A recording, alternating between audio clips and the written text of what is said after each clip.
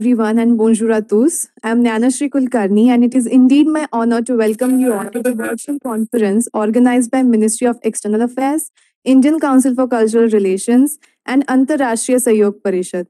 This virtual conference on the theme Leveraging Soft Power of India, Goodwill Through Craft, Cuisine and Creativity is marked by the august presence of guest of honor, Honorable Dr. Vindhya Vasini Prasad, Member of Parliament and Honorable Minister of Human Services and Social Security, Government of Cooperative Republic of Guyana, Shri V. Muralidharan Ji, Honorable Minister of State for External Affairs of India, Dr. Vinay Sahasrabudhe, President, Indian Council for Cultural Relations and Member of Parliament, Rajya Sabha, Shri Virendra Gupta Ji, President, Antarashtriya Sahyog Parishad, Shri Sanjay Bhattacharya Ji, Secretary, CPV and OIA Division of Ministry of External Affairs. We also have Chair for the technical session, Director General ICCR, Shri Dinesh Patnaik Ji with us.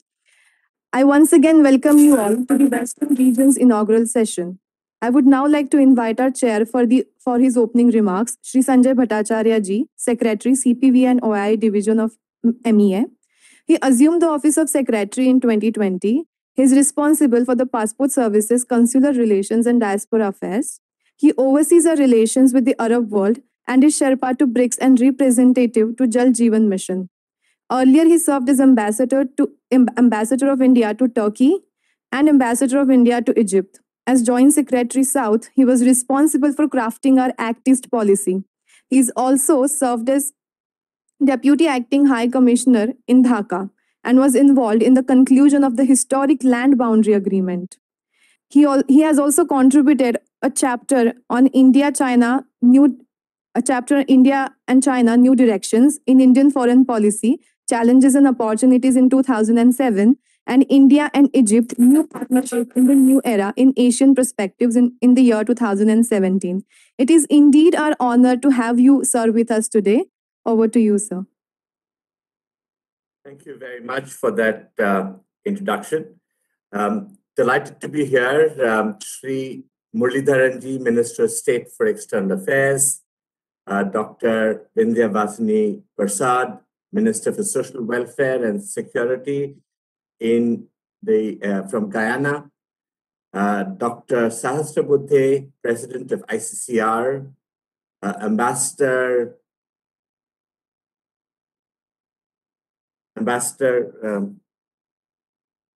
Virendra Gupta, President of ARSP. My apologies, sadly I could not read that. And a very strong panel that we have today. I wanted to start this session by putting the framework. We have been in the Ministry of External Affairs, been trying to engage with the diaspora on a continuous basis. As you know, we host the Pravasi Bharatiya Divas Convention, which is held every second year on the 9th of January. And in between the Pravasi Bharatiya Divas Convention, we try and host as many as possible of Pravasi Bharatiya Divas Convention conferences, and this is one of those. Last year, we had done a very successful one, which was focused on cultural contacts, and we thought we would take that further into looking how exactly diaspora helps, not in certain specific aspects of our cultural contacts, in developing soft power. We are all aware that when we look at our diaspora, and there have been two significant streams, the first which went several hundred years ago, or most of it about 200 years ago, the Girmitia community. They carried with them their traditions, their religion, their food, their textiles, and many of the festivals with them. And of course, over time, they have become a very potent force in the countries that they have adopted as their new homes. And then, of course, we had the new wave of migrations of our diaspora, who moved mostly after independence, many of whom were professionals.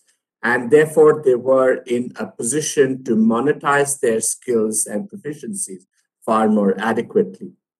We have found that in some ways, the cultural connection, which often forms the core of our soft power, is one that is fairly enduring. If you go across Southeast Asia, you will find how India is respected and seen as a peaceful, tolerant country.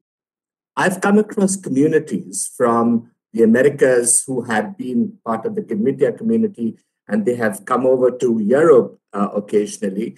And they reach out to people who appear to be Indian to speak in Hindi, to follow the practice of Holi, something that they had done. The modern movements of Indians in the diaspora have brought about an enormous wealth of, particularly in the economic field, in the field of business, in the field of some of the top business leaders in global companies are of Indian origin. They have brought with them enormous skills in the field of science and technology. Many of the leading scientists, doctors in many parts of the Western world, in Europe and America in particular, are of Indian origin. Academics, including several who have found high acclaim in terms of Nobel Prizes, winning literary awards. And of course, we've seen that there is also a new trend in which we are able to bring about our traditional crafts and arts together. The practice of Indian dance and music is something that has become more popular. It is being spread even more innovatively through the new means in the digital age. We found that many of the crafts which have their origins in Indian tradition, maybe in the tribal traditions, maybe in the folk tradition, are now being marketed and packaged in a manner that is far more attractive to the West. So, in a sense, the Indian diaspora through the ages has carried different elements of themselves, of their heritage and civilization, and their experiences and proficiencies. And they have built these bridges. We've always felt that the bridges that the diaspora builds is an enduring one.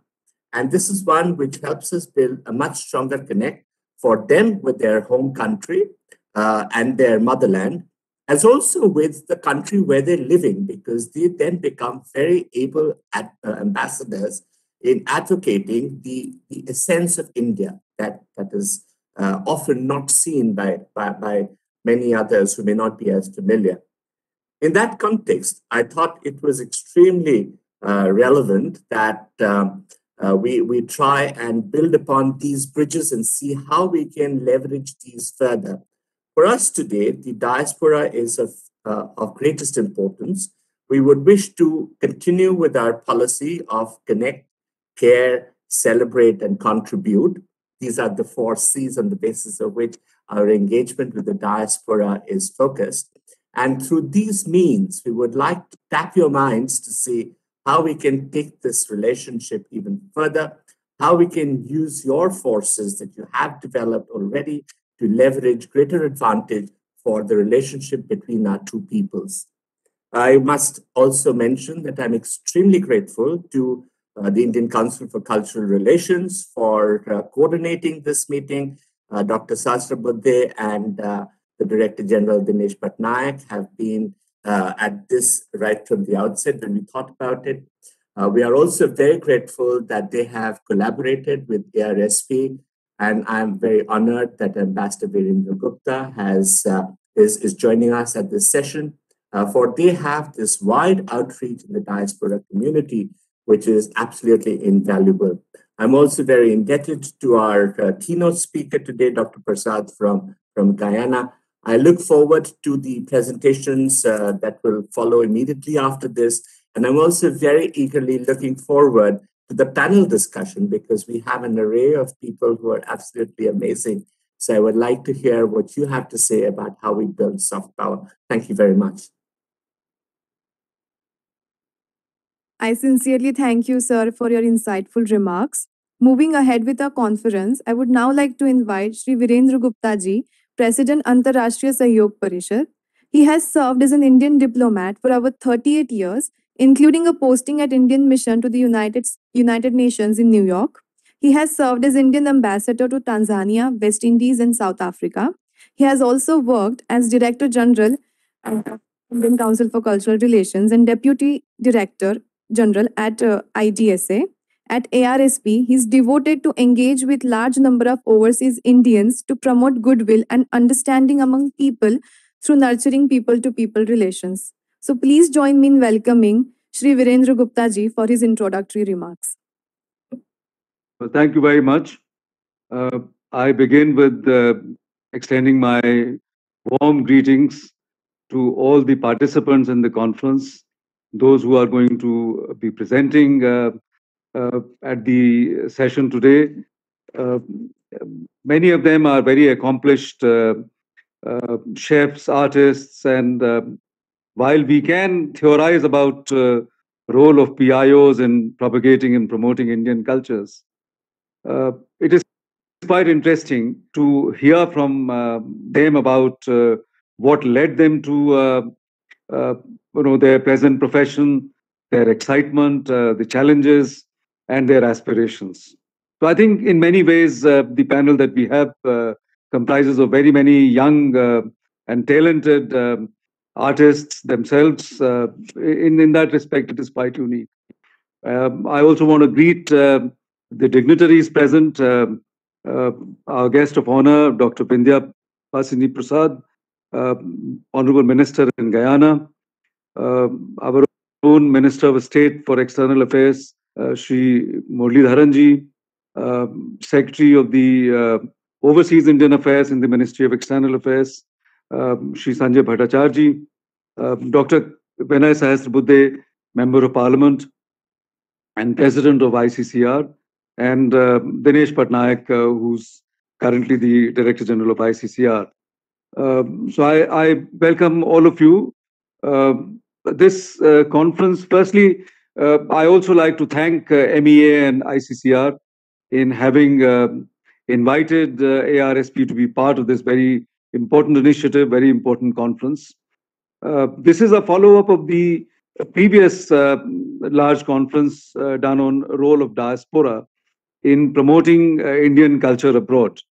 And I think the subject at today's session is quite broad, leveraging the soft power of India. Although some focus has been provided by mentioning craft, cuisine, and creativity, creativity itself is a very broad term. And the soft power itself is all encompassing. It actually goes beyond culture. So in that sense, the remit of today's conference is very, very large. And we will get to hear from the participants about their perception of how you know PIO community is contributing to promoting India's soft power through literature, through performing arts, through fashion and design, and so many different aspects of Indian culture. Ladies and gentlemen, Antarashtriya Sahyog Parishad has been engaged for the last nearly 6 decades in promoting linkages with the Indian diaspora, in providing them a platform for them to voice their opinion, and providing an interface between the Indian diaspora and the Indian government. There are now 31 million members of our diaspora in different countries. Now, for anyone in a foreign country, the first point of contact are the members of diaspora. So in that sense, it is not just a cliche to say that our members of the diaspora, members of the PIO community are the first Indian ambassadors overseas. Now, anyone, and I've experienced myself, in fact, people telling me that what is their first impression about India, their first impression about Indian culture, and what kind of people are we? Because after all, the most important thing is what kind of people Indians are. And all of that, whether we are tolerant or are we very rigid in our own system of beliefs and preferences, all of that, the impression gathered through the PIO community is extremely important. So I think their role and contribution in promoting India's soft power, both in the negative and the positive. Hopefully today there is more positive perception that is being created because of the Indian diaspora. So I think that is extremely important. Now, Indian diaspora has undergone a huge amount of socio-economic transformation. There is now, we see considerable economic strength. in fact, almost every country, in Ganbatia countries, the PIO community is doing very well. In America, in fact, there was a census recently in which it was established that Indians constitute amongst the, or are the largest or the richest economic grouping ethnically. Per family income annually was estimated to be about $100,000, far ahead of the ethnic group which was second in the ranking, which was the Chinese, and their family income was about $50,000. So Indians obviously are doing very well everywhere, and that has led to increasing level of confidence. That is the point that I wanted to make. That increasing level of confidence in the community, and that coupled with the improving brand equity of India has led to a rising sense of pride amongst PIOs in the Indian culture.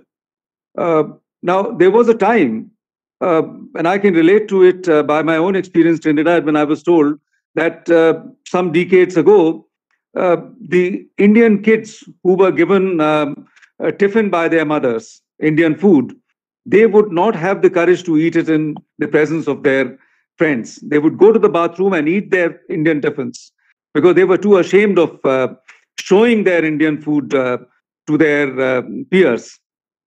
Situation by the time I was in Trinidad in 2001, it had changed completely.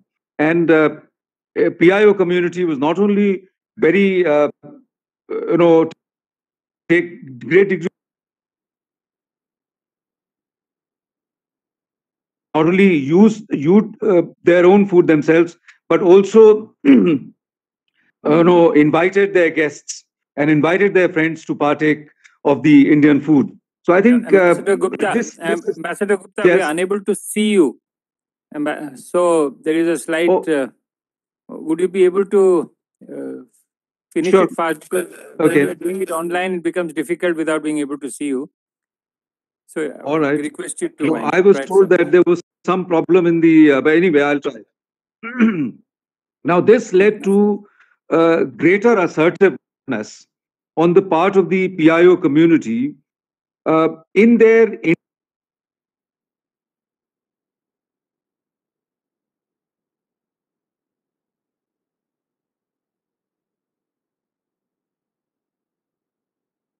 Indianness.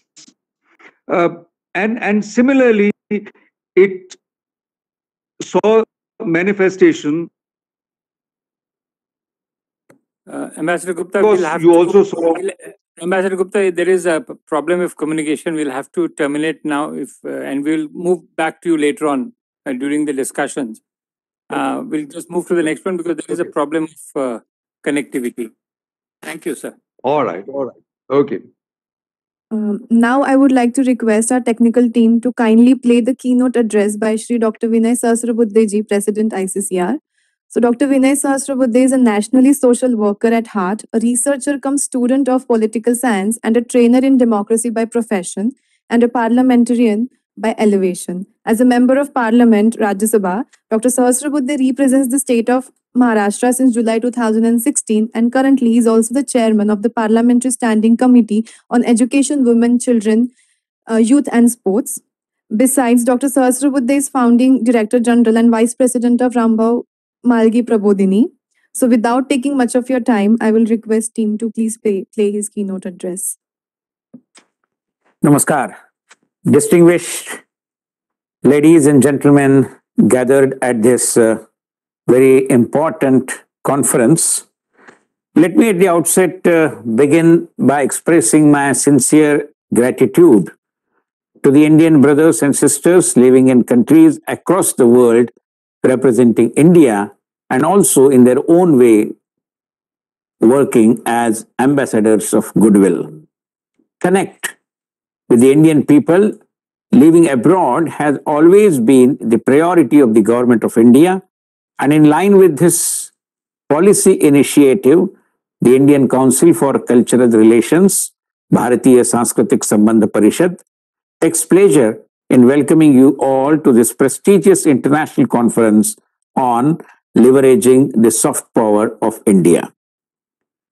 Friends, we have this time the focus on Indian artisans and handicrafts, cuisines, and creative industry. Today's conference is a joint initiative of the ICCR, the Ministry of External Affairs, in partnership with the Diaspora Research and Resource Center of the Antarrashtriya Sahyog Parishad. I would like to highlight that the Pravasi Bharatiya Divas conference with Indian diaspora held in December 2020 on the theme Role of Indian Diaspora in the Promotion of Indian Culture attracted the attention of people across the globe. Taking further our initiative to interact with our brothers and sisters overseas to seek their valuable guidance on promoting India abroad, especially promoting the understanding about Indian culture abroad, today's conference has been planned, culminating enormous collective effort of all our partners with the aim of creating and strengthening, let me put it this way, the cultural bonds and an ecosystem for cultural propagation through the Indian diaspora. In a broader context, conferences of this kind, I'm sure you will agree, help create cultural understanding and an environment of deep appreciation for the rich heritage and cultural values that go with the idea of India. Indian diaspora and various diaspora organizations have played an important role in spreading the awareness and creating understanding about various facets of Indian culture in distant corners of the world. It gives me an immense pleasure to apprise you about the activities and initiatives of the ICCR during the COVID forced pandemic, which has halted the lives of millions of people world over. During these tough times, the ICCR organized numerous cultural and academic activities. Kala Vishwa Initiative is one such activity undertaken by the ICCR, where we created opportunities for the small artists and artisans belonging to the remote and rural areas of India. Some international academic conferences like the one on Indology, and before that, a conference on Destination India, making India the preferred hub of global education, were the major highlights of ICCR activities during the year 2020-2021. Celebrating the World Culture Day this year, we presented our yearly lecture series, which is known as the Pandit Deen Dayal Upadhyay Memorial International Oration, highlighting the outreach of culinary and cuisine vibrancy of India and how best culinary diplomacy can further our target of reaching out to the people of the world. Today, friends, when we are in the cusp of entering the 75th year of India's independence, which is Azadi Ka Amrut Mahotsav, it is time to look back into the achievements of our great nation and stand tall against the forthcoming challenges. As an Indian citizen, it is our duty to disseminate our rich cultural heritage to the people unaware of it. We at Sanatanis are the advocates of peaceful coexistence. We epitomize the tolerance of our society. In the course of time, India has evolved with the spirit of accommodation as its central pillar. The democratic approach of India negates monopolist or hegemonic tendencies and has remained a part of popular and hence also the political culture in India. Honorable Prime Minister Shri Narendra Modi, in his address to the United Nations this month, called India the mother of all democracies, which itself, I think, is self-explanatory. As the world's largest and one of the most vibrant democracies, India provides a kind of guiding light through its democratic endeavors, and democracy, again, is a significant part of India's soft power. Friends, India is known for its ancient motto of Vasudhaiva Kutumbakam, which means that world is a family. And we know how the Indian leadership rushed to the help of those who were fighting the challenge of the pandemic, just like fellow Indians in our country. I must mention over here that Prime Minister Narendra Modi provided an exceptionally remarkable leadership in helping not just the countrymen, but several others in other countries as well to face the challenge of pandemic successfully. As India is marching on the developmental path, the strong 33 million members of Indian diaspora spread in more than 100 countries, I'm sure, are also achieving landmark successes in various fields like higher education, technology, innovation. And these achievements, coupled with their intrinsic Indian values of building bridges of friendship and understanding, certain Indian diaspora have helped open new avenues of cultural dimension in their country of residence, maintaining a very close relationship with the ethno-cultural roots that will ultimately help in the nation building. The Indian diaspora is the largest diaspora in the world and is counted amongst the most successful and adaptive expat communities. We must remember, today, Indian diaspora occupies high position in the field of politics, economy, industry, technology, education, et al. The rise of New India and its growing soft power is immense, immeasurable, along with the influence of diaspora and the umbilical relationship between the two. I believe we can convert the people of Indian origin and their strength as a true global soft power. The diaspora is uniquely qualified for effectively narrating the story of New India, the new aspirational India. Friends, Indian cultural values have always been at the core of the soft power exercise, and we in India have been exploring new means of strengthening this virtue. I'm sure with the collective efforts and a comprehensive approach towards the soft power projections of India abroad, we can readily promote the idea of New India as envisioned by Prime Minister Narendra Modi and its sustainability goals around the world. I'm confident that this conference will provide further impetus to the ongoing efforts of our government to collaborate with diaspora in more constructive and result-oriented manner for cultural relationship promotion abroad. I'm extremely happy to say that the Indian Council for Cultural Relations is playing an instrumental role in exploring the new ways of enhancing the diaspora's capacities, diaspora's influences, in further deepening and expanding India's cultural relationship abroad, establishing a better connect with the millennials. Finally, I wish to profoundly thank the partner organizations like Antarrashtriya Sahyog Parishad for their active support and involvement.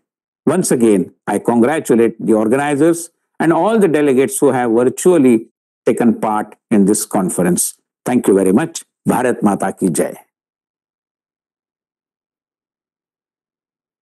I sincerely thank our President ICCR for highlighting the crucial role which MEA, ICCR and ARSP play to promote Indian culture which believes in integral humanism, expansion of the self, moving from individual good to the global goodwill. I am truly honored and it gives me immense pleasure to invite our guest of honor for her address, Dr. Vindhya Vasini Prasad, Honorable Member of Parliament and Minister of Human Services and Social Security, Government of Cooperative Republic of Guyana. Dr. Vindhya is a physician by profession. She was a former lecturer at the University of Guyana School of Medicine and worked in the emergency and surgery departments. Over the years, she has worked integrally with many communities and developed initiatives for welfare of women, youth, and the underprivileged. He has been an outspoken and proactive advocate against many social ills. She was also the chair of the Social Services Sector Committee in the last Parliament. So, without taking much of your time, please join me in welcoming Honorable Minister Dr. Vindhya Vasini Prasad. Excellencies, Ministers of Government, distinguished guests, ladies and gentlemen, it is a pleasure to address you on behalf of the Government of Guyana as we speak on a very important concept that much of the world benefits from, and that is soft power. And today, we refer to the leveraging of India's soft power. I think it's an opportune time for us as a people to celebrate our different lifestyles, acknowledge our shared identity, and definitely applaud the many initiatives that would have allowed us to benefit from cross-cultural cooperation. Soft power in today's world is extremely impactful as so many people across the world not only benefit from it, but it gives us as a people the opportunity to recognize, to appreciate, and to assimilate each other's contributions and cultures in our various parts of the world. India's contribution to the concept of soft power is very well known in Guyana, and I can speak with some sense of familiarity, especially on the area of culture. Our people have been, for decades, exposed to the many avenues of culture that emanated from India, formally through the governmental structure and informally, for example, through Hindi films, music, and the arts.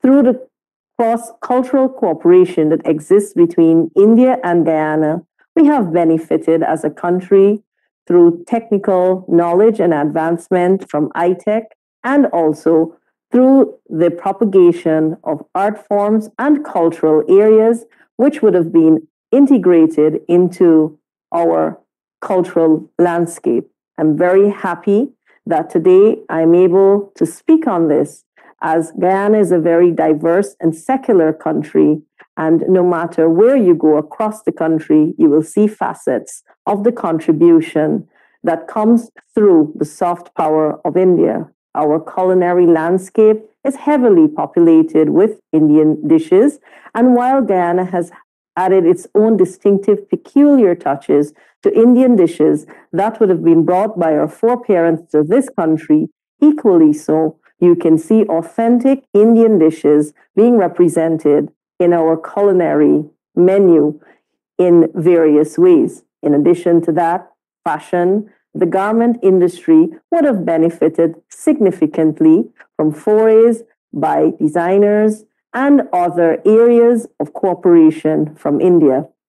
In addition to that, we would have also been able to appreciate and definitely to share thoughts, ideas, perspectives on how we celebrate our various festivals in our country, and share that through the ICT technology that India is known for, whether we have our Diwali motorcade in Guyana or we have any of our other wonderful festivals.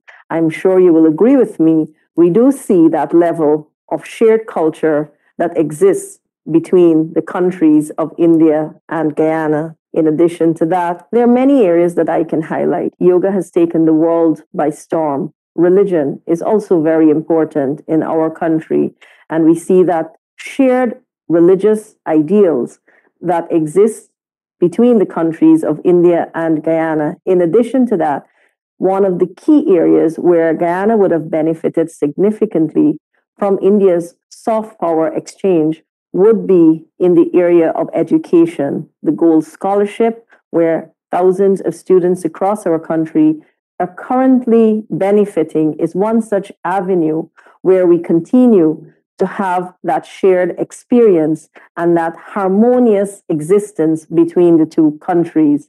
I also would like to say that aside from the common areas that we all know about, I suppose the world being advised not to shake hands and to keep their social distance, many people across the world will now be saying namaste. I respect the divinity in you. We have a lot to be grateful to the Indian government for, as through the country's cooperation, we would have received a number of vaccines from the Indian government. And of course, this is another area where we can see the cooperation, the friendship, and the healthy relationship that exists. And here again, this is where soft power plays an important part. So as we continue to enjoy each other's countries, cultural exchanges, shared identities, and modes and areas of cooperation, I have no doubt that soft power will be something that we can have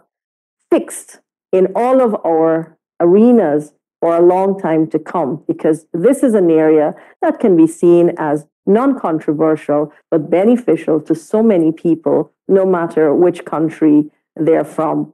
On behalf of the government of Guyana, I would like to say thank you to the government of India for all of the areas under which we would have benefited, we would have cooperated, and I look forward to more exchanges where India's soft power could be leveraged, and we can have much more of that coming to our country, and we can utilize all these areas so that we can continuously benefit and we can have that sharing in a very meaningful and tangible way. I thank you.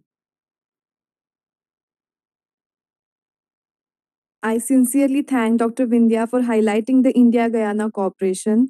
As they rightly say, a woman with vision empowers an empire of women to do more, see more, and be more. I once again thank you, Dr. Vindhya, for being with us. I would now like to invite Honorable Minister of State for External Affairs of India, Shri V. Muralidharan ji. He is an Indian politician and Member of Parliament, Rajya Sabha.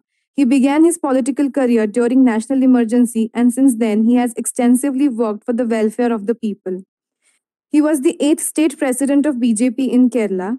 In 2019, he was appointed Government Deputy Chief Whip in the Rajya Sabha. A visionary, leader, and change maker, it is indeed our honor to have him with us today. Over to you, sir. Honorable MP and Minister of Human Services and Social Security, Government of Cooperative Republic of Guyana, Dr. Vindhyavasini Prasad. President, Indian Council for Cultural Relations, Dr. Vinay Sahasrabudheji. Secretary, CPV and OIA, Sri Sanjay Bhattacharya. President, Antarashtriya Sahyog Parishad, Ambassador Virendra Gupta. Ladies and gentlemen, namaskaram to all of you. Let me welcome you all to this important conference on the theme, Leveraging the Soft Power of India, with a focus on Indian artisans and handicraft, cuisine and creative industry, a joint initiative of the Overseas Indian Affairs Division of the Ministry of External Affairs and the Indian Council for Cultural Relations, in partnership with the Diaspora Research and Resource Center, Antarashtriya Sahyog Parishad, New Delhi. India is so rightly referred to as the melting pot of diverse philosophies, thoughts, and ethos, creating a unique, syncretic cultural mix. Having lived with a long history of acceptance, accommodation, and assimilation of a truly pluralistic life, the Indian society has inculcated an extraordinary openness and affability where nothing looks unfamiliar. This led to the well-known spirit of Udara Charitana to Vasudhaiva Kudumbakam, which signifies the broad-minded sees the entire world as one family, and Sarva Dharma Samabhav, that means all righteous thoughts can coexist. These inclusive philosophies provide the Indian society with a capacity for a win-win global discourse beyond the limits of the conventional zero-sum mindset. The fundamentals of India's foreign policy also truly manifest these ideals, from the Panchashil, that is the guiding beacon of peaceful coexistence, to the Sagar, a contemporary call for shared development and prosperity.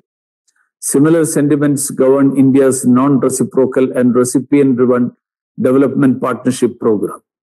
This fascinating civilizational journey loudly conveys that India will always be willing to share its progress and prosperity with others and means harm to none. As Prime Minister Sri Narendra Modi ji says, and I quote, "It is in India's culture to share its knowledge. India has never seen its knowledge as mere means to earn economic gains, be it our mathematics, textile, or Ayurveda. We have always used our knowledge for betterment of humankind. India has always used its knowledge for betterment of the human race." Unquote. The Indian message of universal fraternity has been carried world over by Indian diaspora over centuries. The members of diaspora possess a unique virtue of narrating the Indian story to the foreigners in their own language, whereas bring their stories back to India in the language which the Indians understand. We could hardly aspire for a more efficient and sustainable two-way bridge of goodwill and understanding between India and its partners world over. We value the importance of diaspora in soft power projection and has introduced a variety of initiatives and measures to strengthen and support their connect with Indian roots and heritage. Some of the important diaspora outreach initiatives include the Pravasi Bharatiya Divas, Know India programs, exchange programs, scholarship for diaspora children, Indian Technical and Economic Cooperation Program, that is the ITEC, cultural festivals, Indian cultural centers abroad, and many more. Friends, today, the Indian cultural presence abroad is wide, varied, and deep, be it the popularity of Indian festivals, Bollywood, performing arts, cuisines, or the scholarly appreciation of philosophy, yoga, traditional medicines, or languages. Government programs have played an important role, but much of the credit for on-the-ground promotion and propagation of Indian culture abroad rightly goes to the efforts of Indian diaspora. The Government Diaspora Partnership for Cultural Preservation and Promotion has worked very well. However, a significant share of cultural penetration abroad can be and has been carried out essentially by the diaspora. Building on this strength, a time seems to have come to explore the new ways of further enhancing the diaspora's role in preservation and promotion of culture abroad. Keeping this in view, on 9th December 2020, Ministry of External Affairs, ICCR, and Diaspora Research and Resource Center of the Antarrashtriya Sahyog Parishad had jointly organized a very successful overarching conference on role of diaspora in promotion of Indian culture abroad in the run-up to the 16th PBD. The participants found this exercise extremely rewarding and decided this practice of direct consultations to be more regular. We are glad to organize the next phase of this interaction by plunging to the sub-thematic levels so that the various aspects of cultural engagement could be addressed with a greater focus and specialization. This conference would accordingly deliberate on craft, cuisine, and creativity. With the passage of time, Indian cuisine has emerged amongst the most popular globally. Today, wherever you travel in the world, from Tokyo to Toronto, from London to Lagos, from Fiji to Finland, you find quality and well-attended Indian restaurants. Many Indian chefs stand tall amongst the global celebrity club. Popularity of Indian cuisine abroad can be adjusted by the fact that even the English have started calling CTM, chicken tikka masala, as their national dish. Indian craft is also evolving as a growing new sector, especially in fashion design, ethnic craft, and painting, also resulting in the emergence of some reputed Indian craft centers in several diaspora countries. Several Indian designers are counted among the global best. Cuisine, craft, and creativity are not only cultural success stories, but also mean good business. Ironically, these segments have suffered serious COVID-19 disruptions because of prolonged, repeated, and widespread lockdowns and other restrictions. Objective of this conference would also be to understand the magnitude and depth of these setbacks and jointly explore the mitigating measures, including appropriate policy adaptations by the government and other stakeholders.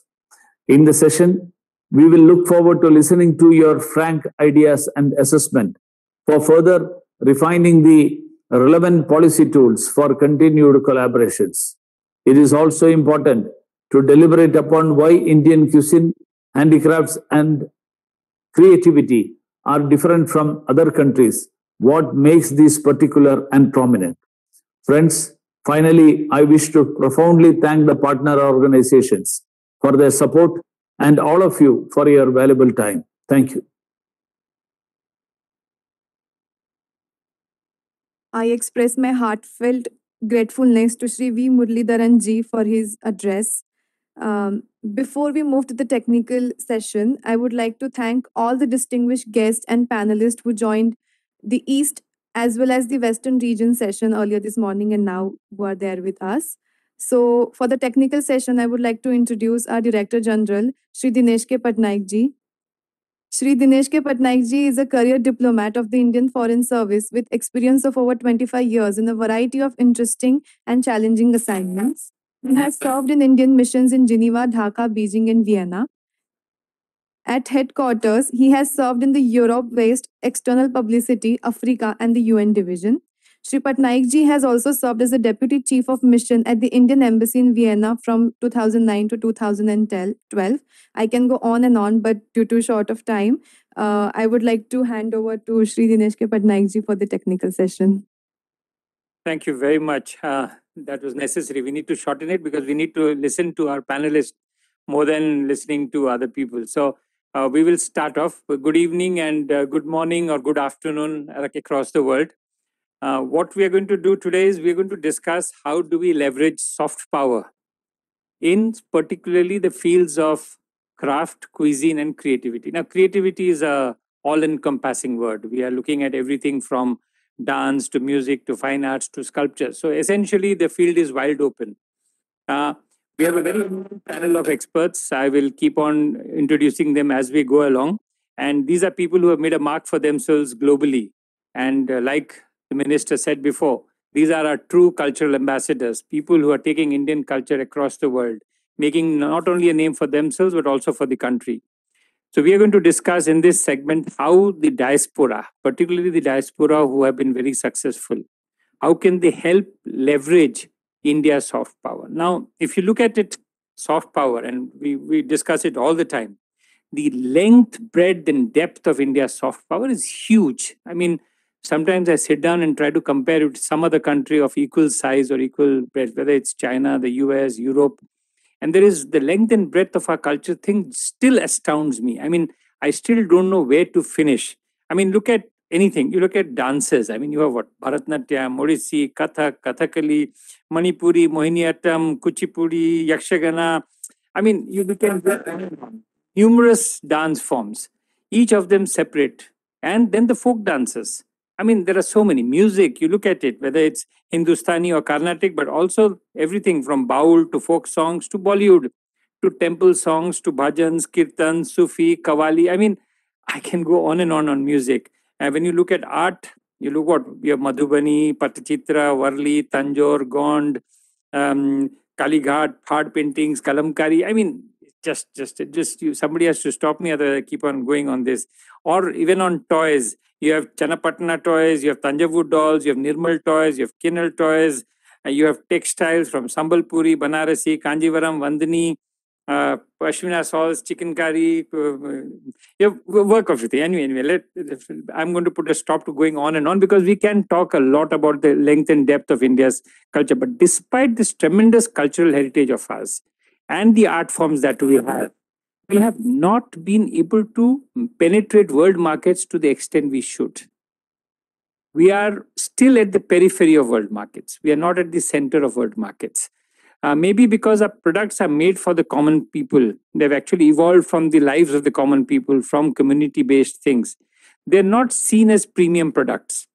And so we're going to discuss this. Now that we are on craft, I will introduce our first speaker for today, was Mrs. Usha Bora, the CEO and founder of Jamini France.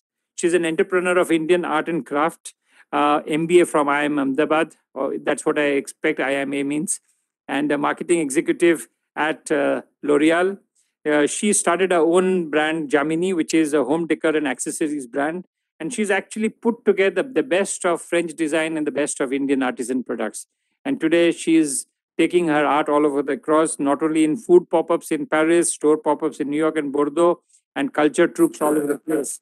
So she's done a great. So we'd like to start with you, Mrs. Bora, to ask you why Indian artisan products, because you're dealing with it, are still at the periphery of world markets, seen as exotic, low cost, rather than being popular and being in demand on everyday things. So to you, Mrs. Bora. Thank you for welcoming me. I'm very, very happy to present my passion more than my job. It really is my passion.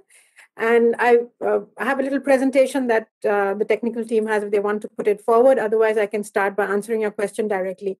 I think there are two main reasons why Indian craft hasn't really penetrated the foreign markets. The first one, as you said, is because our craft is very community oriented. And to tell you very frankly, I think there are a lot of supply chain issues related to that.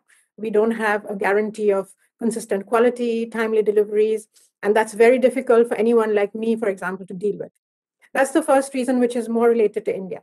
The second reason, which is very apparent to me as an Indian person living here, is that we really haven't made an effort to bring India to the culture where it's supposed to be shown. We've tried to just not rework what we know how to do really well so that it can be relevant to the people that we are marketing it to.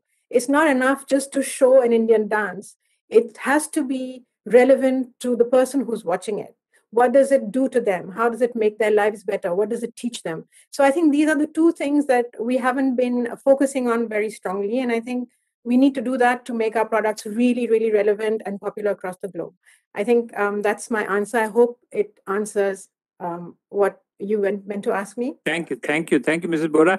We'll go through your presentation later on because I really want to discuss with you. I don't want to, take up time discussing other things. If you want to have some shorter version of your presentation that you would like, you can come back to it later on. But what I'll do is I'll move to Mrs. Anjana Das Hasper, who is also a textile designer in Germany. And she has her own clothing label called White Champa. And she's been doing a lot of research into textile collaboration.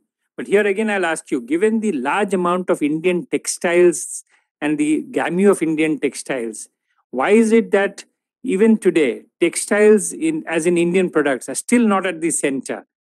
We are the only country in the world which still wears Indian clothes.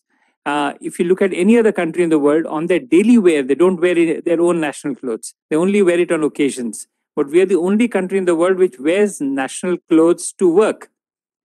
One of the few countries in the world. So despite that, why is still Indian clothes still seen and sold by Indian people to Indians abroad? There is not really a great market for foreigners to buy Indian clothes. So Mrs. Anjana Das Hasper, please. Yes, thank you very much, Ambassador Patnaik. I think one problem is that India is still perceived by the West as a production country mainly. So I think the design strength is not really being seen. And I feel that's one of my passions, and I really totally agree with Ushaji that we need to innovate a little bit more to bring relevance to the products that India has to offer in order to make it interesting for the customers that we are gearing towards. So I think it's innovation and also producing textiles with excellence. And I think very often, because India is seen as a production country, it is often seen as a cheap production country where products that are being exported are not of the level of excellence that all the techniques that you just mentioned, Ambassador Patnaik, that are actually fantastic and have been known in the past to be something of such rarity that in the 19th century, the price of a jamawa was compared to a house in France, So if you think of that admiration level that was there, somehow we've lost track to stick to that excellence and try to insist on bringing that abroad rather than the cheap labor that is being seen as the strength of India by many people in the West. Wonderful. Thank you, Anjanaji, because, at one time, the Roman emperor told his people that stop buying Indian textiles, otherwise our country will be bankrupt. So these are things which has happened in the past, but we are still not being able to recreate that now. But we'll come back to you later. Don't go away. I'll turn to Mr. Nirav Patel, a successful entrepreneur and also associated with supporting and promoting small handicraft specialty items. Now, Nirav, what I would like to ask you is, handicrafts is something which a lot of Indians do. But somehow I have to go back to what both Usha Bora and Anjana Das said, which is that marketing, packaging, and design. These are the three things we lack. Marketing, we can still do it, but design and packaging. We have wonderful products packed in very shoddy way. Our designs are not meant for the audience that we are looking at. Our designs are meant for us. Products to be used at home, but the audience wants it in a different way. The client wants it in a different way. So all these things. So Nirav Patel, over to you. Hey everyone, thank you ICCR and Ministry of External Affairs to set up this conference to understand what diaspora, the foreign diaspora can, how the foreign diaspora can help to promoting the Indian product. I represent one of the Asian American Store Owner Association, and we have about 12,000 members who are all Indian origin. And we have been discussing this for last about 4 to 5 years, that we are getting some pretty good support from India to market this handicraft and the product which been made by tribes. We try some product, but yes, absolutely, the packaging is not American style. The China is selling Indian product. They are saying that it's an Indian product, but it's made in China, and they are selling with a very good packaging. So if some foreign diaspora can be part of some kind of group that can advise that what the packaging, what the people like it in America and Europe and other part of world, there should be some kind of a setup that can help to come out with a packaging. There is a multiple groups and multiple people are doing business in a different way, but the packaging business, we are still not smart on that, and we have to really focus on the packaging business that can support our product and that can support our industries. Wonderful. Thank you, Niravji. That was good, but again, I'll come back to what both Anjana Das and Usha Bora said. If we wait for somebody to come and do the packaging or the designing for us, it will not happen. We have to do it ourselves. And the whole idea is the diaspora is sitting out there. They understand both. They understand what is there in India. They understand what the client needs in the country. So you are the people who have to design it. Let me be very frank with you. I work for a government organization, but if you're going to depend on a government organization to do it for you, we're not going to go anywhere. Okay, so might as well start doing it yourselves. This is an advice I'm going to give you. We will come back to all three of you later. Don't go away, because this is something which we will discuss. This is something which is right up the alley that I want to go to. But before you do that, I want to go into cuisine a bit, because all these are interlinked. We'll go back to cuisine, we'll go to the arts, but all these are interlinked. And like I was giving you a whole list of Indian arts and dance and music forms, cuisine also is huge. I mean, from the Awadhi kitchens to the Andhra kitchen to Gujarati, Bengali, Northeastern, Rajasthani, Kerala, Tamil, and of course, what we see all over the Punjabi and North Indian cuisine, Kashmiri cuisine, all this is such a wide variety. And I mean, literally, I think there are as many Indian cuisine as there are Indian people. I think even two Tamilians don't eat the same kind of food. They eat different. Madurai is different from what you eat in north of Tamil Nadu or south of Tamil Nadu. But the whole point is, despite this huge variety, we still sell what is Punjabi and North Indian cuisine. When you look at most restaurants across the world, of course, we are breaking barriers now. There are Michelin star restaurants which have come up. There are chefs which have done very well. There are chefs which are going out and popularizing Indian food. But still, the mainstream food that we sell abroad is North Indian and Punjabi cuisine. The tandoori chickens and the kebabs and the naan and the roti. We need to diversify. We need to package it different. And still also, even today, takeaway food, we are only as good as the Chinese. But in the high scale, top of the market, good enterprises, good restaurants, we still do not count among some of them. Of course, it's not that we don't count. There are, like I told you, a lot of Michelin star restaurants which have come out. So to top of this, we have Vikas Khanna, who's I mean, most of us know Vikas Khanna is a great international chef. He's a James Beard nominee, one of the first Michelin star chefs in the US. He was seen as the 10 most influential chefs by Deutsche Welle and the National Gadget. So he's done a lot. He's also an author. He's done a lot of books. He's also taken out this book called Utsav, which is probably the costliest cookbook in the world. I mean, I would have wanted to buy it, but no way I can afford it. But he also makes documentary series. He makes films, but he's a great guy. Unfortunately, he's not able to talk to us directly. He's doing a recording. We'll listen to his recording, and but we won't listen too much. We'll just listen to a little in the beginning because I don't want to waste your time listening to people who are going to. After that, we'll move to Mr. Ashok Kalra, but let's hear the recording of Mr. Vikas Khanna. Hi everyone, this is Chef Vikas Khanna. I'm super proud to be part of Indian American community living in New York. I've been here for more than 21 years and I've seen the transition, the entire transition of being a part of this culture. India is one of the most ancient civilizations in the world, and America is one of the newest countries. The combination between these two cultures is just amazing. I have seen the change towards Indian cuisine, Indian arts, Indian literature in the last 2 decades. And I'm very proud to see the rise of this new Indian American culture. It could be through the genius of our leadership in companies, in high positions, in internet, creativity, arts, films, music, cuisine, everything.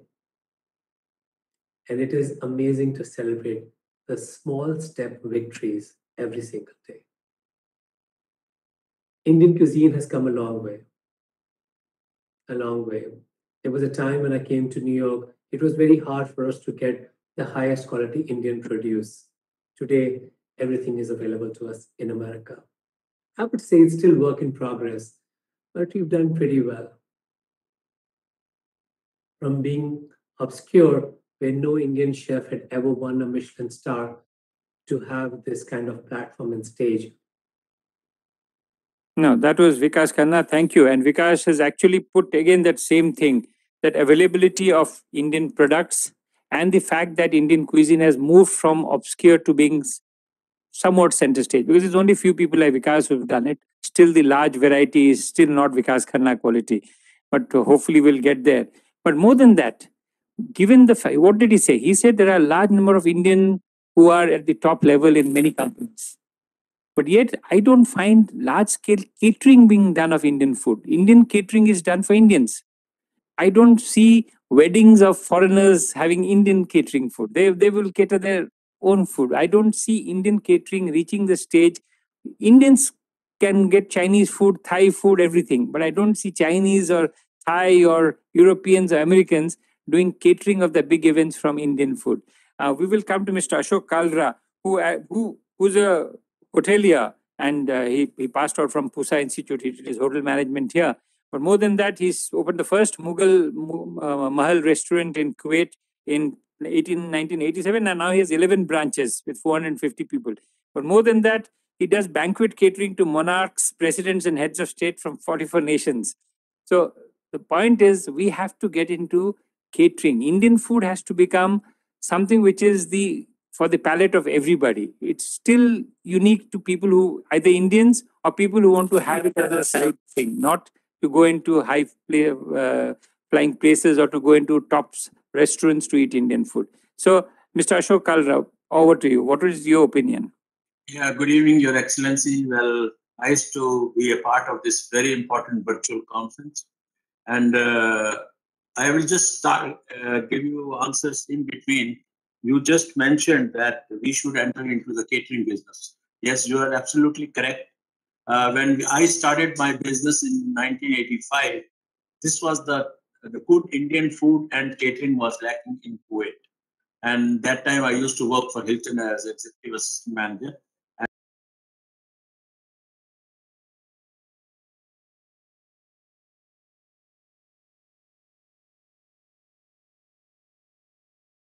got 29 states, 7 union territories. But as you mentioned, that only people sell North Indian food, or like Honorable Minister said, chicken tikka masala, which has become a dish of UK. Well, I must say that there has to be an initiative definitely by the Indian diaspora. But I will just quote a very recent incident which our ambassador, His Excellency Shri C.B. George, he took on Onam festival, which this initiative was taken for the very first time, and he decided to host an Onam festival lunch in India House, and there we got the opportunity to serve on table 42 dishes, and that's where I mentioned to all the dignitaries who were present that India is a vast country, 29 states. Every state claims the fame of its own cuisine. But today we are going to serve you the food from Kerala. And needless to say, the banquet spread out was laid out, and it was a clear message to the diplomats from all the corners of the world. And as you rightly said, that marketing is required, which we have been successful in Kuwait. And I must tell you that our 95% of clientele is Kuwaitis. And we are very well known in the country. And you just mentioned about the weddings, where Kuwaitis, they prefer or Chinese food, this food, that food. But we have one advantage, that our Indian cuisine more or less resembles to the Kuwaiti cuisine. Only thing, we have to give them a variation on the spices level, which we exactly know their taste, and accordingly we provide them. Thank you, Ashokji. That was very nice, and I'm glad you're doing well. But we need to do this all over the world. But I will, instead of moving to the next one, I'm going to go back to Mrs. Usha Bora for a second. Mrs. Bora does both cuisine and craft.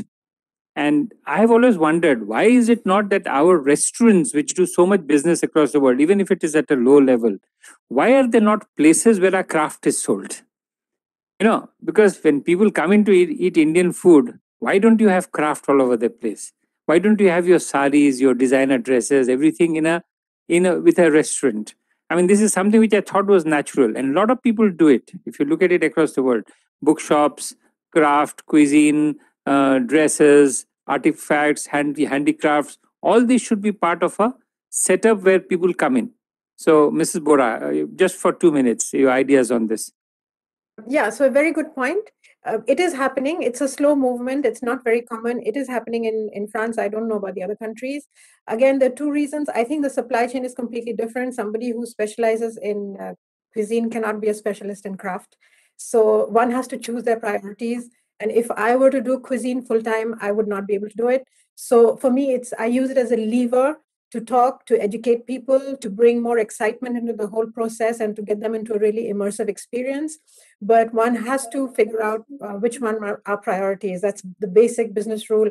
And that's one thing. And the second thing is, of course, this whole thing about craft and fashion, it's like a chimera. Things change. So you have to really understand, what the trends are, and it's just whole different business proposition. So I'm not very comfortable at mixing the two together. And I think these can be used as very specific excitement opportunities for either one or the other. For example, I work with a restaurant in London called Jikoni, and they've actually got their first carbon neutral badge, and it's very exciting. It's run by an expatriate Indian chef. She's a woman, and her partner. And basically, they do pop-ups to bring excitement into the brand when they have something interesting to tell the press, and they bring my product in. So every 3 or 4 months, they have different theme. They do organize a craft-based pop-up with it, but it's not a permanent thing. So yeah. So I know of that place, Mrs. Usha, which is very good. Wonderful. No. Thank you very much. That was a good thing. I'll come back to some of the speakers later on, but talking about excitement, what Indian culture gives excitement to people, I don't think so we can compare it with anybody. I mean, to see a good Bharatanatyam recital, to see a good Drupad music, to listen to wonderful music and dance together. These are things which are at the core of what a lot of people know about Indian culture. So of course, Bollywood has taken over to a large extent, but Bollywood dances and music are based on Indian cultural dances, and the only thing is they package it differently, and we haven't been able to package Indian classical music and dance the manner in which they do. And if you look at most of the Western countries, classical music and dance has been repackaged. It's no more stiff places where you go in if you only understand. Today, everybody understands, and it has become something that you have to go to the opera or to theater or to watch classical performances. And even the common people goes. It's not just for the rich. Whereas in India, classical music has stayed within confines of only the people who are in the milieu of classical music. It has still not become popular as folk or Bollywood or the cinema. Yet we are seen as we have some of the greatest dance forms in the world. To talk about this, I would call Mrs. Rama Badyanathan, who is one of the most eminent Bharatnatyam dancers of her generation. She's unique because she has her own style while following Bharatnatyam style. And here I would like to ask her also to speak about why the dance forms have actually not evolved in a large manner. It's remained the same for the last 25 years I've been watching. It's literally the same themes, the same dance forms, the same background. We need to repackage it like what we are doing for every other art form. And how do we reach across? Most Indian dancers and musicians who go abroad also go to show to the Indian diaspora again. Your biggest clientele abroad are your diaspora who watch your dance and music. I want it to happen in top opera houses in the West. I want it to happen in France, in the Opera House, in London, in Albert Hall, in other places. I mean, those are the places it should be happening. Why hasn't it happened, and what can we do for it to happen? Rama, over to you. Thank you, Dineshji. I'm extremely privileged to be here today. Your question about why Indian classical dance has not reached the mainstream, prosceniums, the opera, and the Metropolitan Museum in New York, and places like that. I think there are two answers, two reasons for that. One is that it is important to make classical dance relevant for today, and I think Usha also spoke about that. Now, it is not just enough for 5 girls dressed in beautiful silk costumes and jewelry showing Durga with 10 hands. We need to communicate the fact that why does Durga have 10 hands? I think it's not just enough to show a beautiful, energetic, vivacious Shiva's Tandav. We need to understand that why, what does the cosmic dance represent? It represents creation and dissolution of the world. So I think there's food for soul in classical dance, and we are trying to look at it just as a medium of entertainment. And I think we need to go beyond and package it in a way that it is a path of self-discovery. It is a path to elevate your soul, and listening, just listening to a rag takes you to a different, higher realm. So I think we need to make the classical dance relevant. We can have a dance on Diwali, with little lamps. Why do we light lamps in Diwali? We need to communicate that through the dance. Now, and also, when I'm doing something in Sanskrit, I need to speak about how ancient this language is and how it is helping us, and the beautiful literature that we have in Sanskrit, how all dancers, we are using it. So I think that is the reason we have to make it relevant for today, because people abroad they're not grown up in the Indian ethos. Now, when I say Krishna, every Indian knows Krishna. But then somebody who's not grown up in this Indian ethos needs to know who is Krishna and why does he play the flute? What is the relevance of that flute? Why only flute? Why not sitar? Why not veena? So these are concepts, significances of the tenets of Indian culture, which we have to represent through Indian dance. I think that's one of the reasons. Second reason is that the diaspora in some of the countries is so strong. We all know that, especially in North America and in Europe, the Indian diaspora, there's a dance school literally in every street. of any dance community, any Indian community. So there is already a lot of dance, local dance happening there. And for them to take it to the mainstream, they need to do it first before we can do it from India. I feel it is important for them to assert their importance, their relevance to the growth of the cultural society of that country. And by doing that, I think that will be a good idea. And also, he spoke about Bollywood. I think we shouldn't compete with Bollywood because that's a completely different ball game. That's completely entertainment. And this, there's a joke that this is called the classical arts because it is meant for the classes. Now, when we say classes, we don't mean anybody who is on a high level of society. No, it means somebody who has an aesthetic mind, somebody who has a sensitive mind, who can understand and imbibe the essence of the arts. So I think we need to not compete with Bollywood and look at the classical arts as something very special that has to be nurtured, and that has to be, like you rightly said, packaged. When I use the word package, I mean make it relevant for today. Thank you, Rama. No, that was useful because communication, I find, is at the most important part of whatever art forms we do. Today, if you go to opera houses in Austria or in Germany or in Russia or anywhere else, you have tickers which give you the translation of what is being seen. When you sing in Italian opera, half of us don't understand what they're singing, but you have tickers which give you the translation. We need to do that for us. We need to communicate system, because when you're seeing a dance performance of Radha and Krishna together, the ethos, the dance portrays the beauty of what they're doing together. But the music, the songs that are being sung, which are telling you what they're doing together, is unintelligible to the audience. They don't know what they're doing. I mean, we can always explain it in the beginning, what we are doing nowadays. But to be able to explain it while it is going on as subtitles or as stickers working makes a lot of difference. And I agree with you. But more than that, I wanted also, we'll come back to that later on, and I will speak to, I think we have Shefali Adhikari here. Is Shefali here? Yeah, I think she's here. Unless she's gone. Shefali is here. Shefali, I'll come to you. But before that, I wanted to tell you, one of the few things that makes Indian dance important, or music, or any other art form, is collaborative efforts. Why I wanted to talk about that is the diaspora, which has so many dance schools in those countries, need to collaborate with local culture to produce something which is both an Indian dance and a local culture. Either, in Guyana, I have seen people dancing to reggae beat with on Bharatnatyam. I mean, you can do all that because our dance forms are so versatile. You can dance to any beat, any music, or you can put two together, like what we did with Kathak and flamenco, or what we have done with many other forms. The point is, the diaspora has to be at the lead to do these things together with the local population. Because once you produce, we can do it from here. There are connections. But the diaspora is sitting out there.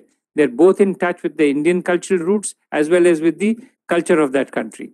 So how do we put that together? To speak of that, I'll call Mrs. Shefali Adhikari, who is an artistic director, TV host, director of cultural programs in Canada.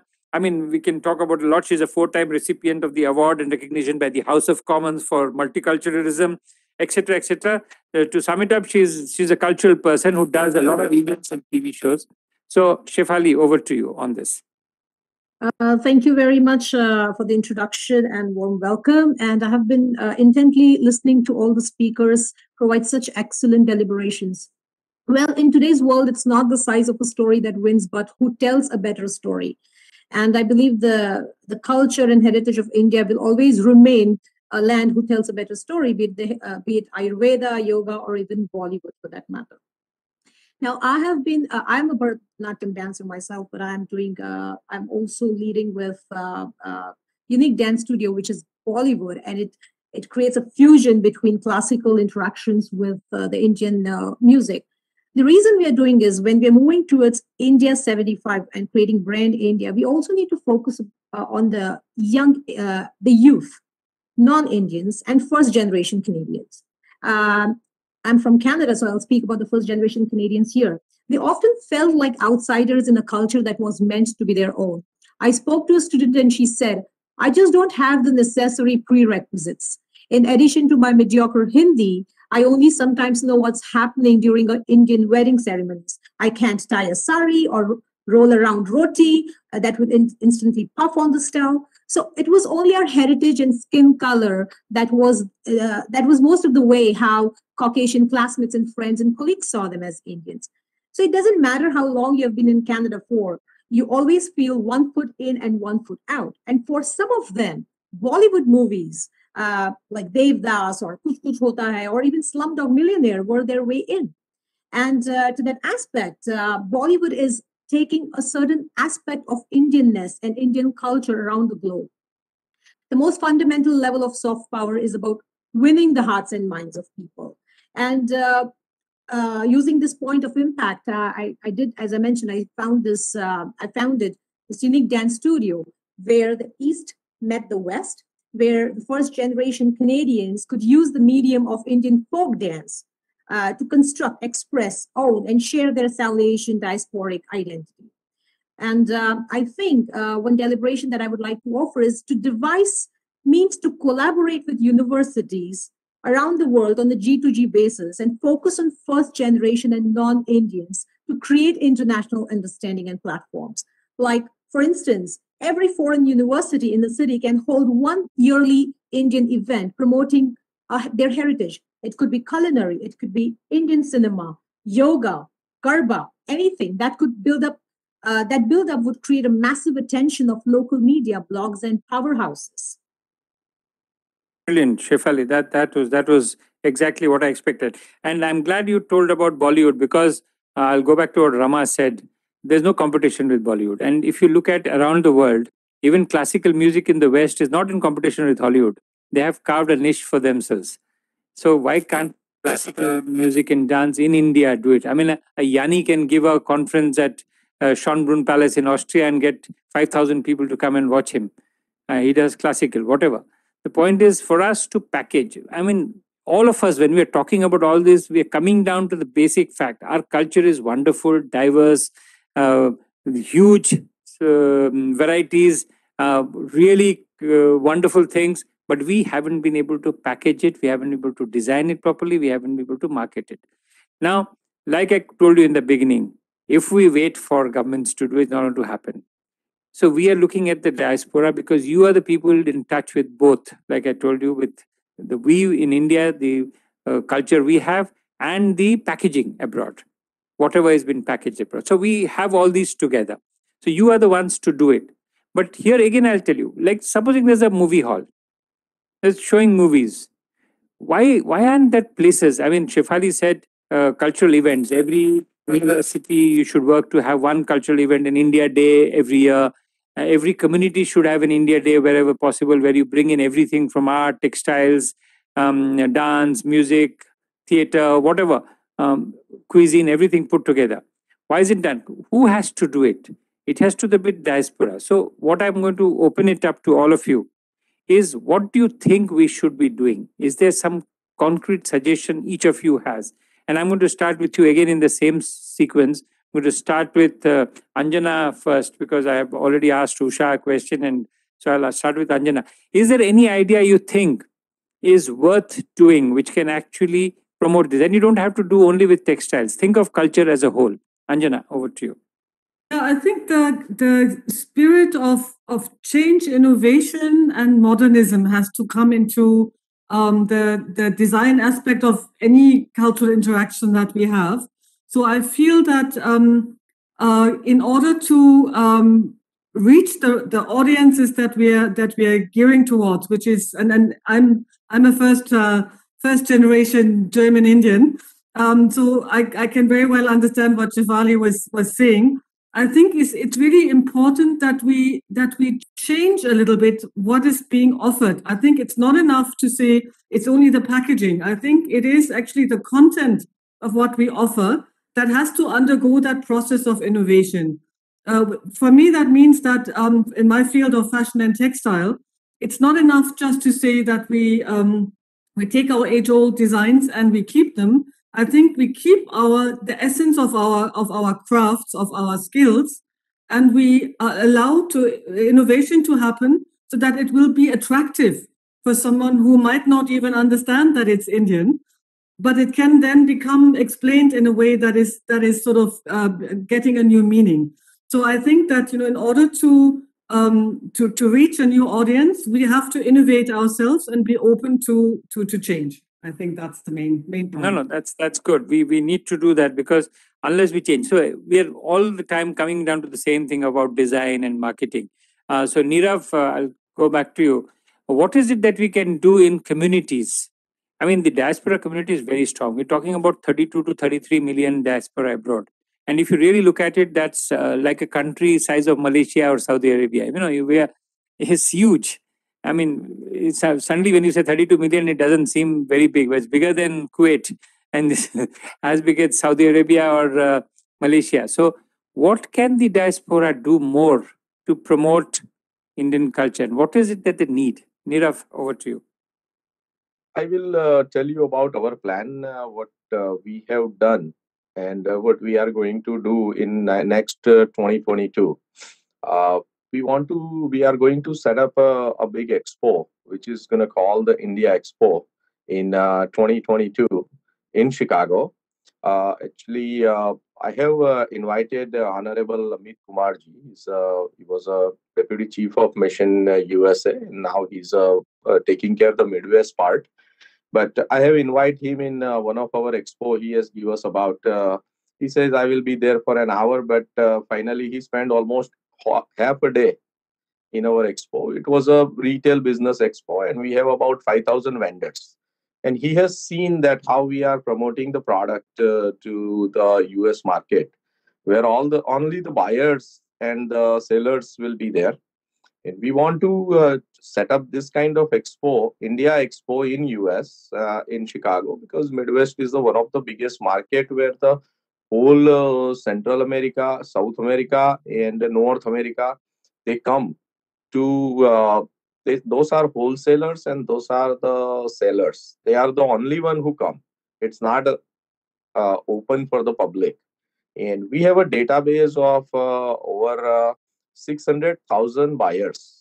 Our association, which is called Asian American Store Owner Association, we have the database, and we are ready to provide that database to government and to the vendors, to the manufacturers of the Indians craft and other products. Yeah, So, no, Nirav, that's very good. No, I get it what you're saying. What I wanted to come to you is, at the end of the day, the product that you sell cannot just be the product made in India for Indians. It has to be a product made for the foreign audience. So in that sense, you have to tell the producer in India what to produce, which will sell there. And I get what you're saying, because we're again coming back to the same thing, but because we don't have much time, I'm going to hurry it up a little bit. What I wanted to say is, what is the future for Indian cuisine in the sense that Mr. Ashok Kalra? Because even though you're in Kuwait, I just want you to give me an idea of how is it across the world that Indian cuisine can, because you see, Bollywood movies, we may say whatever it's not, it has spread Indian culture to some extent. Maybe not the kind of culture we wanted to spread, but it has spread Indian culture. But it has not created a wave in changing people's habits. No, but Excellency, so Ashokji, can you tell me if in food, has it changed people's habits? Has culture overall changed people's habits? Ashokji. To some extent, I have a different opinion than yours. I think people have accepted Indian cuisine, and it is an exquisite amalgam of both craftsmanship and creativity.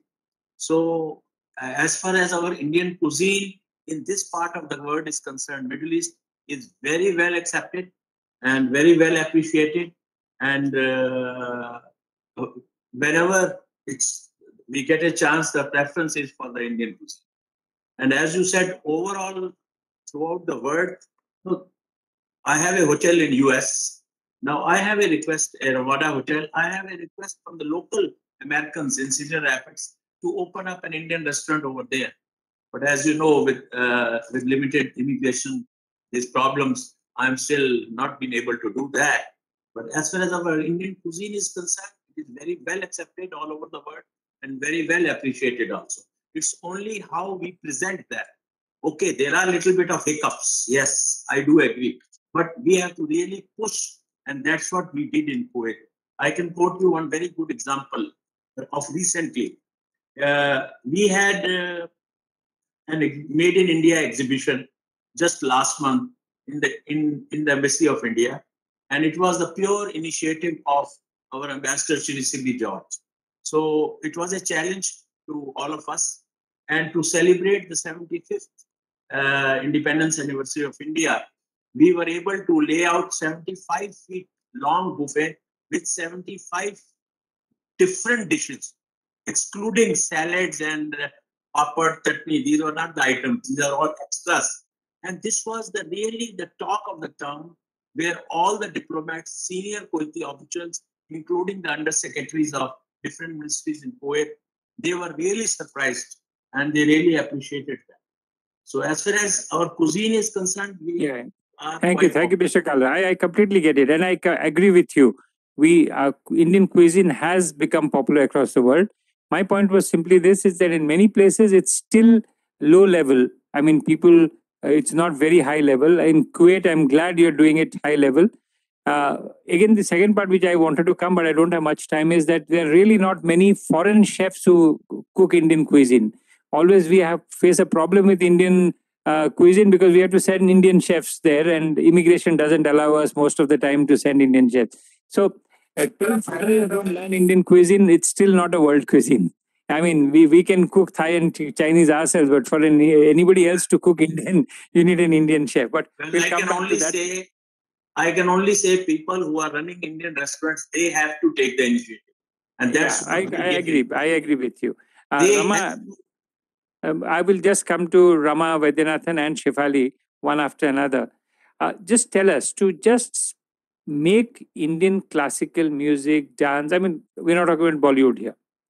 Popular. What's the one thing you think we should be doing which will change the way we are doing it right now? Because, and please don't say government has to do it, because government is not going to do it. So tell me how we can get people together to do it. Rama first and Shefali after that. Yes, my submission is that collectively we need to improve the quality of training in the classical arts within the Indian diaspora. And we can do this through exchange programs, teachers going there, children coming here to India and literally targeting the youngsters. And in a class of 25 to 30 children, if I teach, whenever I'm teaching, even if one takes it up seriously, that's fine. The other 24 become rasics. They become appreciators. They appreciate Indian classical arts. But the thing is, they need to be privy to solid, proper training. So I think we need to improve the quality of training and also make them understand that their proficiency must be as high as the proficiency of their colleagues and peers in India. And then I think as a dancer in India, my responsibility is to involve them in India, integrate them, invite them to India to perform and be part of workshops. And I think we should target more on training than performances, more on the learning experience, on workshops and the experience of understanding something through dance, the experience of understanding for example, what is the symbolism of Shiva as dance? Not just dance it, but understand it in proper training methods with the literature, with the meaning of the literature. Rama, I get you. What we've been trying to do is to have standardized courses, because what is happening is different courses are taught everywhere. So we're trying to put standardized courses and standardized certificates. If you do 1 year, you get a diploma. If you do 2 years, you get a certificate. If you do 3 years, you get a degree, standardized, so that at least world over everybody knows. And to institute scholarships for people who do very well in those to come and train higher in India, and for teachers from here to go. This is something which we're trying to do, and we will talk to you. But I'll just come back here to what Mr. Ashok Kalra said before Shefali, you jump in. What we are planning to do is an international cuisine week all over the world. So 1 week in which every country in the world does an Indian cuisine week to popularize Indian cuisine, and to have some kind of recognition to take out a book of the top 300 or 400 or 500 restaurants in the world, different country-wise, and to have an annual, listing as to who is good or not good. So we're looking at all that, and we'll get back to you. But that was just for information. Shefali, over to you. One idea that you think will make a difference. Well, it's absolutely true that Bollywood has been given that relevance and preference over classical music, and it's true because people do not have do not have patience, and that's not just for music but for most of the things. Earlier, when you used to speak about a raga, it takes around 45 minutes to show the audience how a raga is played. So we need to also connect with the audience to understand, to teach, and then have their involvement in it. So what I would suggest, or deliberate in this, is if we can create cultural ambassadors within the cities, like as Mr. Sahasrabudhe had mentioned, that we need to create cultural ambassadors for every city in the foreign lands. And what these cultural ambassadors would do is they would promote the traditional art and heritage and music. And and not just art and music, but it also is dependent upon how we promote our heritage in sports. Like in one of the episodes of Man Ki Baat, on 70th episode of Man Ki Baat, Prime Minister Narendra Modi ji dwelt on Indian traditional sports like Mallakhambh. And thanks to the efforts of talented gold medalists who migrated from India to Canada and USA, people are able to host these traditional sports and relate to the heritages of India, which is 1280. So, wonderful, Shifa. No. Good idea to have cultural ambassadors. Very, very good idea. But I'd just like to say one thing. Long years back, I had asked Pandit Ravi Shankar when I met him that, how do you see classical music facing modern music? And he had told me very nicely. He had told me that classical music is like gourmet food and modern music is like fast food. You may have McDonald's all over the world, but the gourmet people will come to see the classical music whenever. So, in a sense, let's not look at classical music and dance as down. This is a very important aspect of our culture. We just need how to package it and do it, and we will do it. But I'm going to come to the end of it. I think Mrs. Bora, if you'd like to say some ending words before we sign off. But it has been a wonderful discussion with all of you. If I had my way, we could go on discussing for the next 1 hour, because whatever you're saying comes down to the last few words. I'll sum it up later. Mrs. Bora, after you speak, I'll sum it up for everybody. Mrs. Bora, if there's anything you would like to say. This is a very personal message to everyone. So, for example, when we talk about what can the diaspora do, the diaspora has to be generous. So I'll give you a very concrete example. Next year, from the 14th of June until the 18th of July, my brand Jamini has been invited to be for a pop-up show in France's biggest department stores called BHV, which is just near the city of Paris, the Mairie de Paris. So it's a great thing for Jamini, and the brand is going to be exposed to the French market, which is the loyal clientele. We're going to talk about Indian craft, and it's going to be perfect. But what am I going to do? I'm going to take my personal time, and I'm going to have a host of webinars, Instagram lives during that whole period to talk about Indian craft, to talk about artists, to talk about artisans, to talk about people who are good at food or travel. So it's not just, what you can do in the sense of as an association. It's a question of feeling so much pride in what we have. And it's just wonderful for me to see that, when I talk about it and people react and they say, wow, this is just so beautiful. It's just about being generous and sharing what we have, which is wonderful message, Usha. Really, really wonderful message. This is what we need. Everybody, I think, in their own way, are doing that same thing all over the world. We have stories of people across the world doing things on their own. And like I told you, don't wait for others to do it. Just do it. And you all are shining examples of having done wonderful things wherever you are, having made a difference. And I'm delighted that I was here with you. But I'm going away from this meeting with an idea that what we basically need is somebody to help in the designing and packaging of Indian culture in every form, whether it's dance, music, cuisine, arts, crafts, everything. I mean, we have to stop thinking that whatever we produce, the other person will buy. It's like what we think of our culture. Half the time we think people just need to know about our culture and they'll come and grab it. It doesn't work like that. Our culture may be great, but unless you can sell it to other people, and selling is important aspect. And we have a Patel here who's excellent at selling, and we have Mr. Kalra who's another expert at selling. All of you are wonderful. But I'm delighted and I loved it, and we'll work on some of it. We have a lot of ideas and hopefully we will be able to work on them. But it was a wonderful session. Thank you very much, all of you. And you've all contributed. We look forward to meeting you separately, individually. And if there's anything we can do together, please tell us and we will work on this. Thank you very much and have a great evening. We'll just have a final roundup. We have a vote of thanks by our guest, Mr. Narayan Kumar from ARSP. It's going to be a short vote of thanks. I've told him to make it short. So all the best, Mr. Narayan. Thank you, Ambassador Patnaik. Actually, this was the soft power webinar because you have turned this webinar into such a lively session and the question answer session, and the response by our panelists were excellent, because we think that we are Vishwaguru, but the emphasis of Mr. Patnaik was others should also recognize that we are Vishwaguru, or for that we will have to do packaging and we will have to present our products in a better way.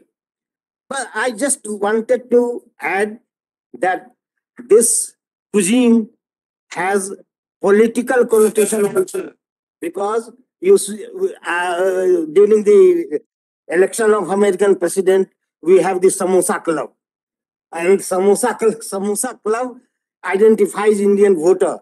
Then again, when we go in Caribbean, they sing that Fulori will chutney kaise bani. So there, we want that there should be the amalgamation of the local musical talent and the Indian culture. In this way, we will have to preserve the cardinal value of the Indian culture and product in a latest way, which is acceptable to foreigners also.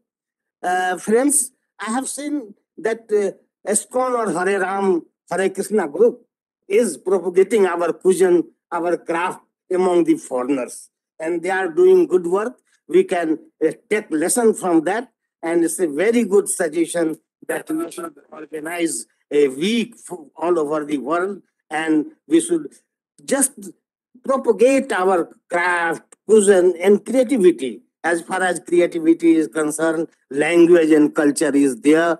We should also propagate our language. And I have seen that in Canada, in USA, hundreds of Hindi and Sanskrit schools are running. And only on 14th this September, I was invited in a seminar, and so there the students from age of 5 to 21, they were speaking and reciting poems in Hindi and Marathi and Gujarati. So,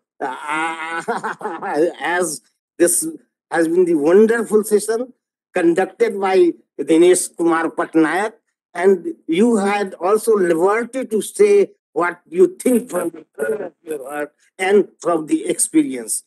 मैं आप लोगों को इस अवसर पर अभी हम विजयादशमी व्यतीत किए हैं, विजयादशमी की शुभकामनाएं देते हैं, आने वाली दीपावली की शुभकामनाएं देते हैं, और शुभकामना देते समय मैं मॉरिशस के एक कवि सोमदत्त बखौरी, जिनके सेंटेनरी हम मना रहे हैं, जिनको अटल बिहारी वाजपेयी जब विदेश मंत्री से और मोरारजी देसाई प्रधानमंत्री तो हमने सम्मानित किया था, उन्होंने कहा था कि मेरे दोस्त, उस भाषा में मेरे लिए शुभकामना मत व्यक्त करना जिसकी चुभती ध्वनि मुझे उस गुलामी के दिन की याद दिलाती थी और चाबुक पर पीठों की बौछार चलाती थी।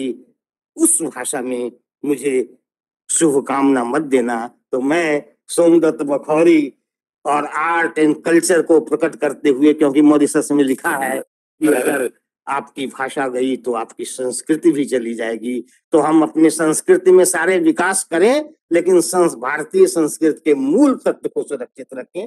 धन्यवाद कि आपने मुझे मौका दिया और ये इतना अच्छा कार्यक्रम चला। मेरे जीवन में तो ये पहला बार ऐसा वेबिनार था जिसे डीजी पटनायक ने चलाया है, और हम लोग जी बहुत कुछ सीख सके। जो आपके पहले से तैयार टेक्स्ट में नहीं सीख पाते। अगेन आप सबको धन्यवाद और हमारी शुभकामनाएं। So thank you very much, everybody. It was great. We're going to call it an evening. It's quite late here at night. I think only Rama and me are the only ones here who are going to go and say good night soon. The rest of you have a great day and enjoy yourselves. But thank you for being. And please remember, my email is very simple, dg.iccr@mea.gov.in. You can find it on the ICCR website. If you have any idea where you think you need some help, I'll be delighted to help. Thank you very much and good night. Thank you very much. Thank you.